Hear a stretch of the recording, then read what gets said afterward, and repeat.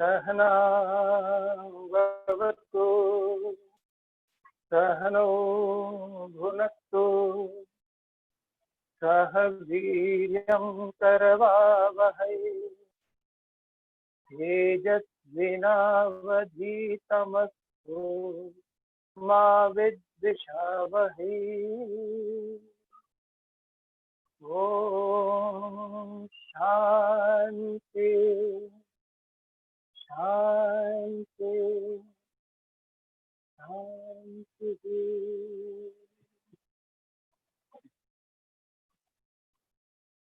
प्रातः स्मरामि हृदि स्फुरदात्मतत्त्वम् सच्चित् सुखं परमहं सदतिं तुरीयम् यत् स्वप्नजागरसुषुप्तमवेति नित्यम् तद्ब्रह्म निष्कलमहं न च भूतसङ्गः तपोभीक्षीणपापानां शान्तानां वीतरागिणां मुमुक्षो नामपेक्षोऽयम् आत्मबोधो विधीयते।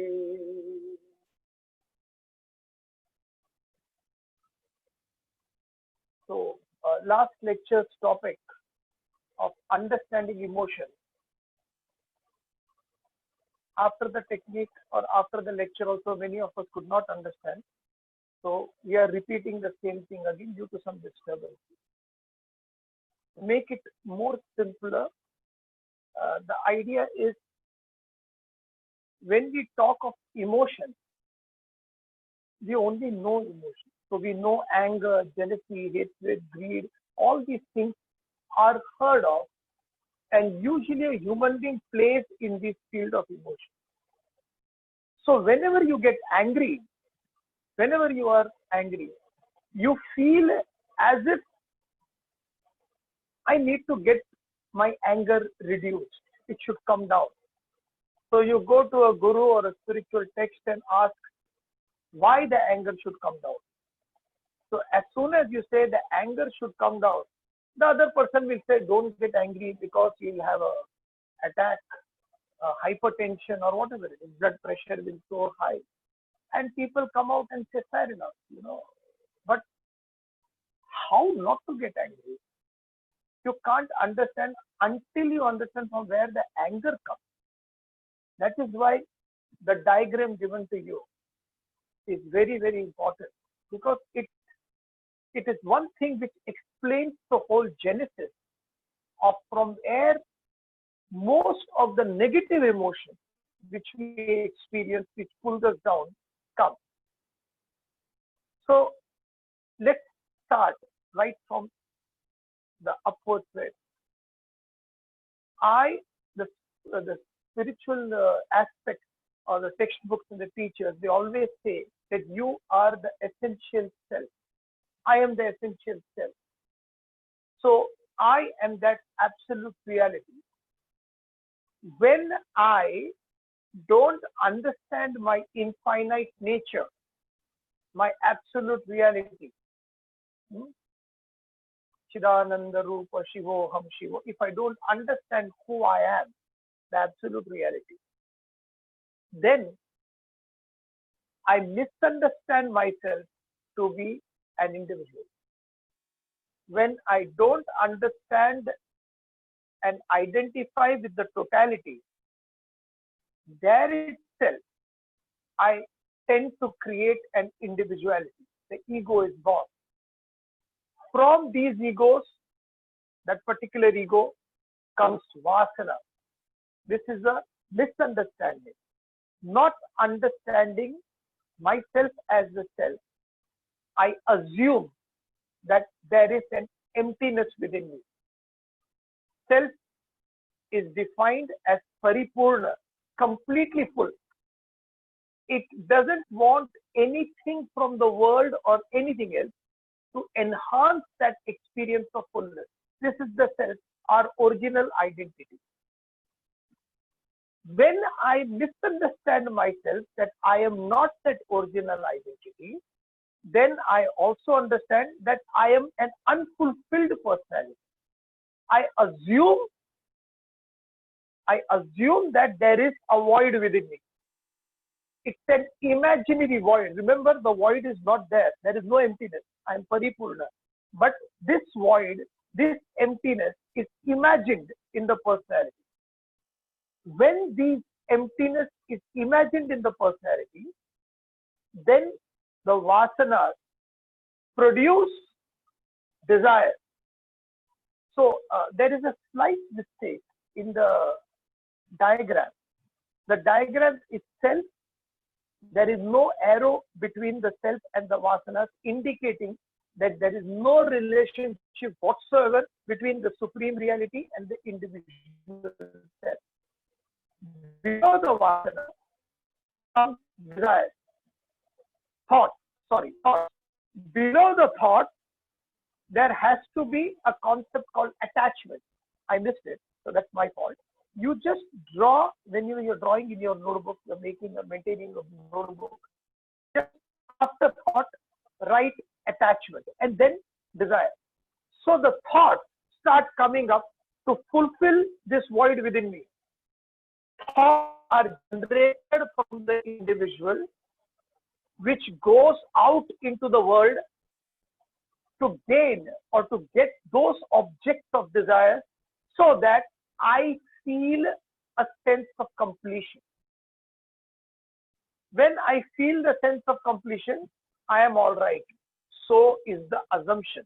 But it is never completed because the void itself is imaginary. So the cycle starts.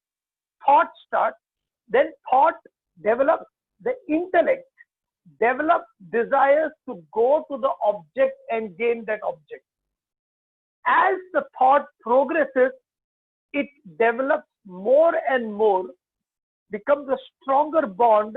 It's called attachment.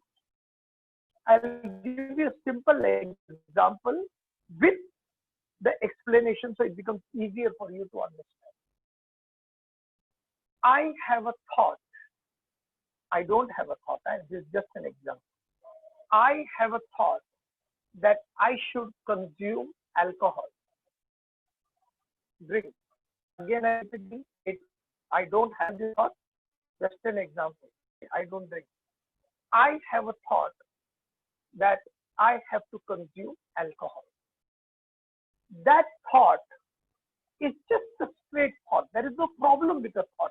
Anybody can have a thought and then you rise above it. Every time I'm walking, one of my friends, two of my friends, three, they will always keep on saying, so, aaj sham ka kya plan hai? Aaj sham ka kya plan hai? Aaj sham ka kya plan hai? I've seen this when I'm traveling in local train. Two people talking to each other and say, aaj sham ko. So I understand. So the reminder of that drink, and I keep on reminding, acha, they are talking about alcohol. Acha. So it develops into attachment. What a beautiful way, When you have alcohol, you feel so light. You feel so light because all that burden in the world, it just disappears. You feel like a king. It feels like you are on a cloud. I don't know all this. I'm just assuming from what's spoken. You feel like a cloud. And all these things create a desire. At least one. I should have. A desire is thought. So thought, regular thoughts towards a particular object, a desire is thought. I should have it. Now, I have got a bottle with my friends, and the first one is usually free. This is the way the society drags you. Any wrong thing, first cigarette is free, first drag of a drug is free, first thing about alcohol is free, anything wrong is free first, like your credit card. It's free initially. Everything is free. So it's free, you start taking it. Then do I get my drink or not? If I don't get my drink, I get angry. That anger comes. Where is my drink? I don't have it, the anger comes. And the anger is removed on somebody, some person around you. This is a regular thing you can see in an alcoholic's life. The whole family suffers because they have no idea what to do with this person. So that person drinks. When the drink is not there, the person gets angry. With angry comes delusion. Delusion means the differentiation between what is right and what is wrong disappears. It disappears. There is no difference after that. So whatever is right or wrong, there is a complete confusion. Whatever I am saying is right, it becomes that way. Tamastic personality without any consequence of what's happening to the world. This is the way I do it. I saw once in this corona thing on one guy from Kerala. He was running, he had a coronavirus and he ran away from the hospital. And all these people came to catch him. And he's saying, what's wrong? I'm just running. I don't want to get into that. They caught him and put him in the stretcher and put him in the hospital. Because one person runs, he can contact 150 people. But that person doesn't know, it doesn't matter. It's the other people are facing consequences is their problem. This is delusion. Not understanding what is right and not understanding what is wrong. With this, if I don't get, again, it goes into loss of memory. I forget the date, what's happening. This happened yesterday, that happened day before, completely mesmerizing, finished.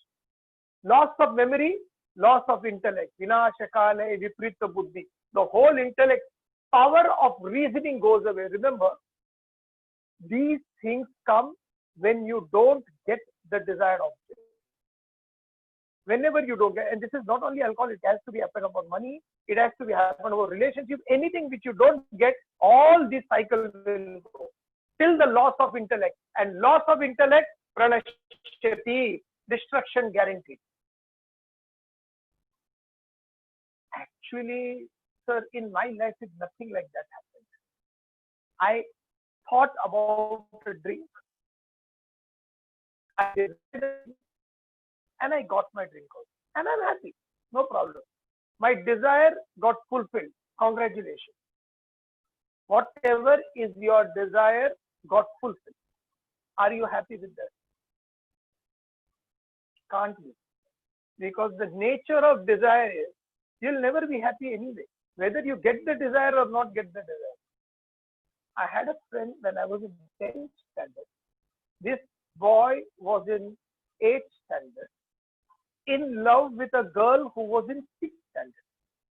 So the girl was walking down in the society and this boy said, should I just approach and ask whether I like her? I said, go. Up to you. Go, don't worry. What if she says no? Nothing. Just go and ask.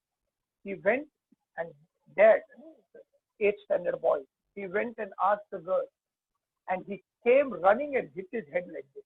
God, what's here? I said, it doesn't matter. If she says no, there are other people and you've got enough time. Nahi yaar, haan bol di. I said, you went to ask whether the girl likes you or not. Now she said, yes, I like you. What is the problem? Yeah, pocket money dete hi nahi hai upar wale. Baba, pocket money nahi dete, main kaise kharcha karunga? You will not be happy even when the desire is fulfilled. That desire may be fulfilled, something else will crop up. Greed will come. Now I am getting a bottle. But this bottle of alcohol, it doesn't have the substance.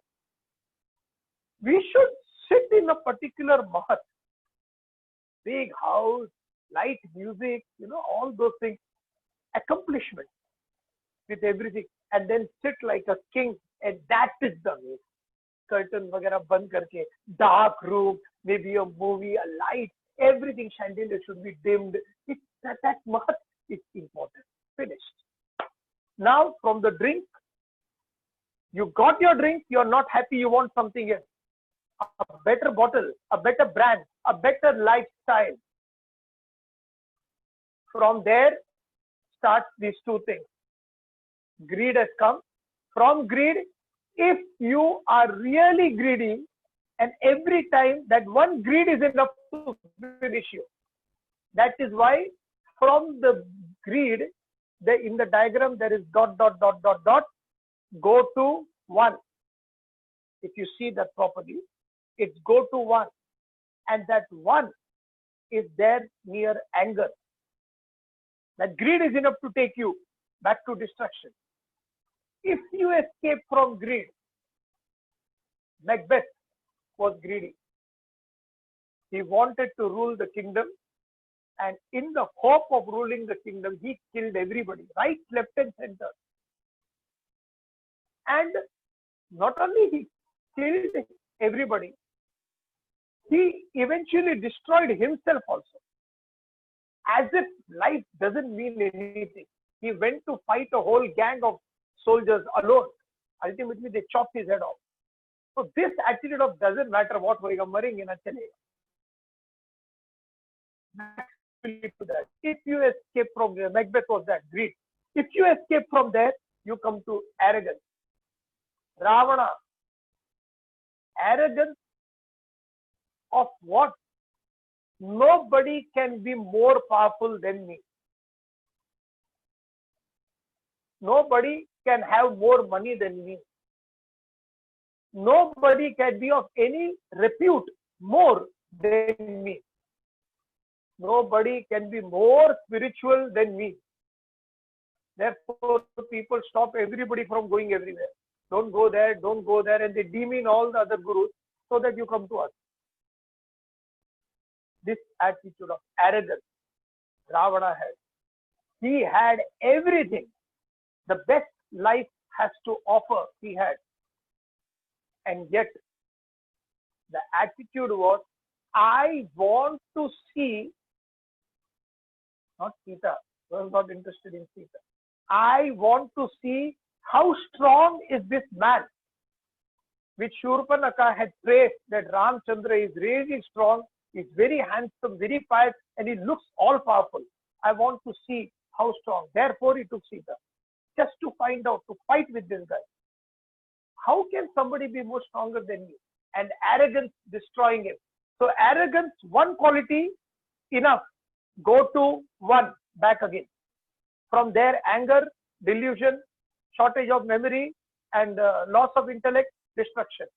If you escape arrogance, envy,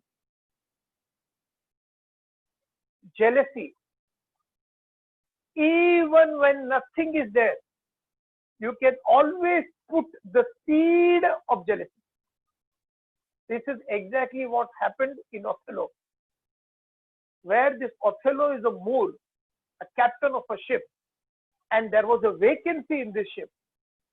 And the vacancy he wanted to fill, there was a person in the ship called Iago, who had worked with Othello for 15 years, and he said, it is understood that I will be in that position. But Othello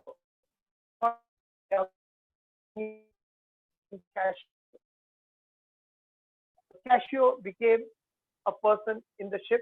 Othello owned the ship, and Othello was married to his dream girl, Desdemona. Desdemona also loved Othello. There was a tremendous age gap difference. Desdemona, I think, was 21, and Othello was 47. This was the age difference. But Othello was fat, ugly, dark. Desdemona was exactly opposite of Othello, but they loved each other. And Iago knew that Othello is extremely strong, and he can't exact his revenge on Othello anyway. There is no way physically he can tackle Othello. So what he's thinking still, what should be done? What should be done? One day, he sees Cassio and Desdemona, both childhood friends, including Othello. Cassio and Desdemona walking on the deck hand in hand. Innocently they are walking. Othello is standing in the deck, and he is watching both people, and he is thinking, I must be the luckiest man in the world. This person is my best friend, and this is the person whom I love with all my life. Now we are all three together on a boat. What can be more better than this? Iago comes by the side and slowly whispers in his ear, oh, he takes her by the hand. I like not that. I don't like it. Othello looks and says, what did you say? Oh, nothing, my lord, nothing.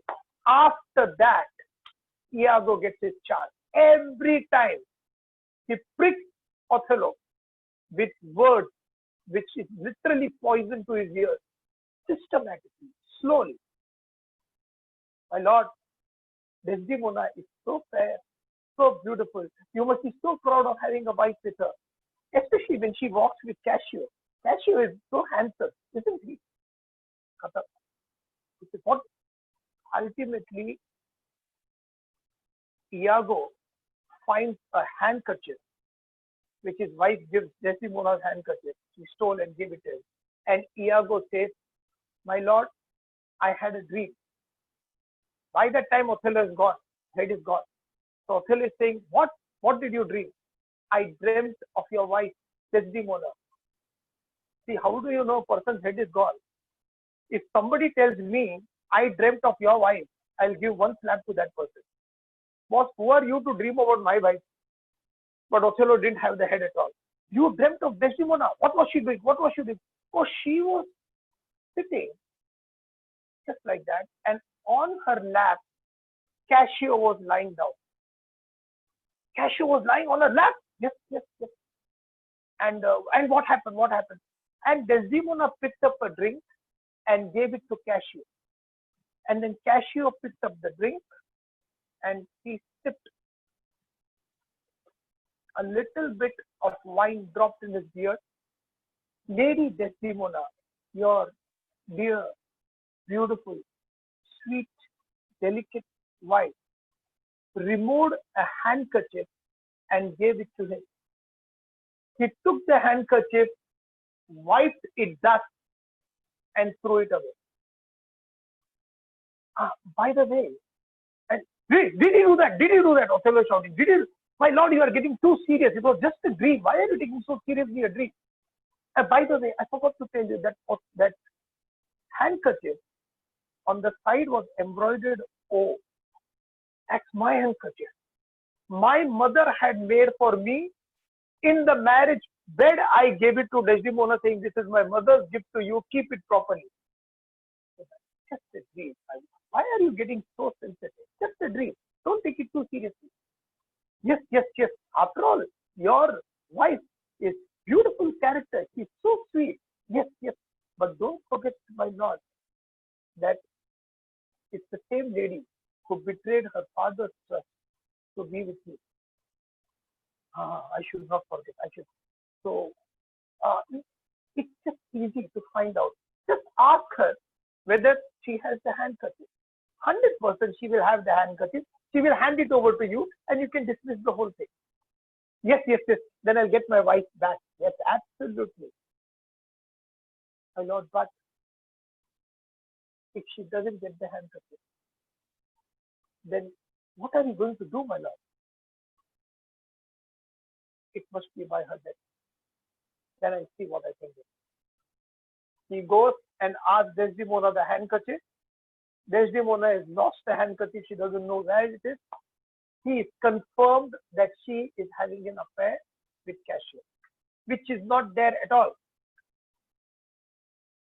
One day he comes to Desdemona and says, come back to bed. Until then they were sleeping separate. Come back to bed and sleep. And wear your gown, wear your dress which you wore in the first night. She's so happy. She comes wearing the dress and she's sleeping on the bed. And the famous lines of Othello, he comes into the room. As he comes into the room, he sees his wife sleeping on the bed. The light is on. And then the line starts. I switch off this light and then I switch off thy light. If I switch off this light, I know how to rekindle it. But if I switch off thy light, I don't know from where do I get the Promethean heat that can rekindle it. And yet it must be that. Goes on. Desdemona gets up and says, my dear lady, you were sleeping. No, I was not sleeping. I was just lying down. Did you pray? Yes, my lord. Every time I pray. Every time. Before sleeping, I pray. Did you ask for forgiveness? Forgiveness, my lord? Yes, forgiveness. For what? for what you have been doing to my life. I have not done anything, my lord. You were going on with Cassio. What you are talking, my lord? There was nothing in that anger. Othello goes and takes the pillow and smothers her to death. He pins her down on the bed. The girl, the lady is struggling there. She is literally dead. He throws the pillow away and stands aside. All her noise, she is dragging herself to the bed. Half of her body is on the bed, half is below. She is hanging down. Her maid, Emily, she comes banging and says, my lady, my lady, my she who did this to you? What? She says, remember, Emily, I did this to myself. Nobody blames my Lord for anything. This is the purity of the demon. And she died. Emily is crying there. Othello is standing here. He looks at his wife dead.